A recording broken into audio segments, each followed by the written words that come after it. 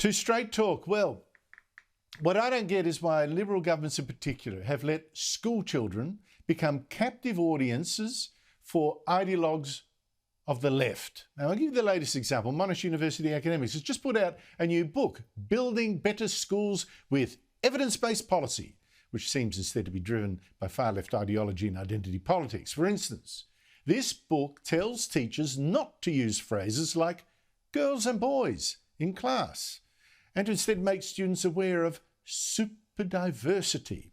It also tells teachers to declare a climate change emergency as a way of supposedly telling the truth about our climate breakdown. I mean, that chapter about climate isn't even written by a climate scientist, just an education academic, who writes in this book that declaring climate emergency is a concrete indication of a school's willingness to commit to telling the truth about the reality of climate breakdown. The truth?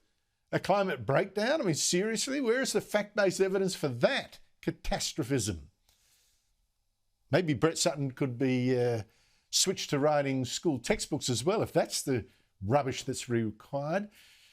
Joining me on Straight Talk is Mark Latham, former federal Labor leader and now One Nation leader in the New South Wales Parliament. Mark Latham, always good to see you. How does a book like this get written by taxpayer-funded academics, get published and get into schools? Well, the title itself, Andrew, looks like fake news because it's very little evidence-based in that the immediate past chief scientist, Alan Finkel, has said from an Australian perspective we could abolish all of our 1.3% share of global carbon emissions and have zero impact, absolutely zero impact on global temperatures and climate. So the emergency is not one that directly affects Australia when the former chief scientist says that we have no impact for all this economic pain that the climate mob want to inflict upon blue-collar workers in particular. And the other thing about their evidence base, well, there's no evidence base at all that abolishing the words boys and girls has a positive impact on academic results. Of course it doesn't. The action is in direct instruction, phonics rather than whole word literacy, in giving teachers as much feedback as possible about their classroom practice, a positive feedback loop with their students. I mean, that's what the evidence base shows. So the best thing anyone can do with this book is rip it up. It's got very little evidence from what we can see at this stage. And teachers should actually stick to the evidence base, which is very clear in studies all over the world. The jury is in for what works in the classroom, and it's sure not reflected in the book that you had on screen moments ago.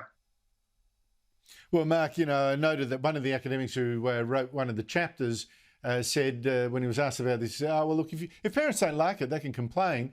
But most parents don't dare complain because they feel that they're scared that some ideologue that's sitting in front of their child for hours on end in the schoolroom, they'll have the last laugh, all right. They'll make their children pay. Why would they speak up? I mean, it's just so wrong. But talking about the climate, Mark, I wonder how often now the Greens have told us that coal must go, and how often they told us, don't worry because coal is finished anyway. 14 years ago, then Green Senator Bob Brown, or he was the leader actually too, he was telling us there's no future in coal. It was finished. 4 years ago, the new then Greens leader Richard Di Natale said there is no future in coal. But now we see that the price of thermal coal, actually coal for electricity production, hit a 10-year high. What does this tell you?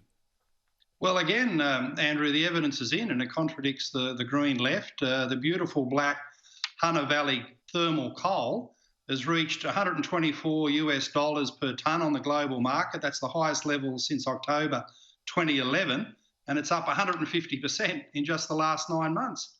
So that's great news, and it just shows that coal in Australia has a very bright future.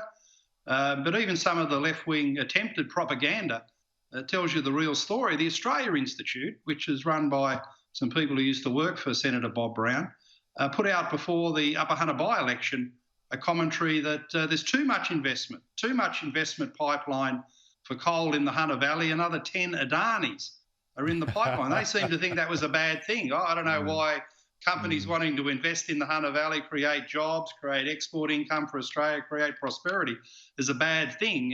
But this was upside down economics at the Australia Institute, and it just shows that when you actually drill down into the facts, all the commentary of the Australia Institute, Di Natale, Brown, any Green spokesperson doesn't actually look at the facts. And the reality, Andrew, in terms of social justice, is that why is the international coal price strong?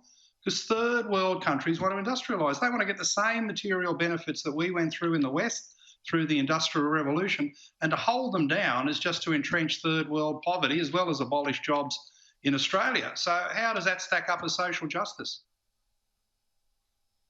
Mark, nearly out of time, but I've got to ask you this. Federal Education Minister Alan Tudge, I think, is making some good noises lately. He's now warned universities they must implement a new code to guarantee free speech at universities. No excuses, he says, or he may pass a law to force them to make free speech possible, in fact, and make it obligatory. I just wonder, how much do we need such a code? Well, we do very much, because free speech is under threat on campuses. They've got all sorts of PC language restrictions in the lecture theatres, the tutorials, in political activity on campus. So the code is needed. But how many warnings do the universities require? This is the same warning that Tudge's predecessor, Dan Tehan, put out there. I think it's well overdue to actually implement the warning. And the other thing, in Tudge's remarks, get the students back to the universities, because there's not much of a university life to be doing your work online in your bedroom, which is what university students have got in those universities that have said to the students, stay away because of COVID. They've got to get back to the campuses and actually be a real university. Yes, absolutely correct. The essence of a good education is to sit at the feet of someone who really knows and inspires, and doing it over the TV or the video, that's no good. Mark Latham, thank you so much indeed for your time. Thanks, Andrew.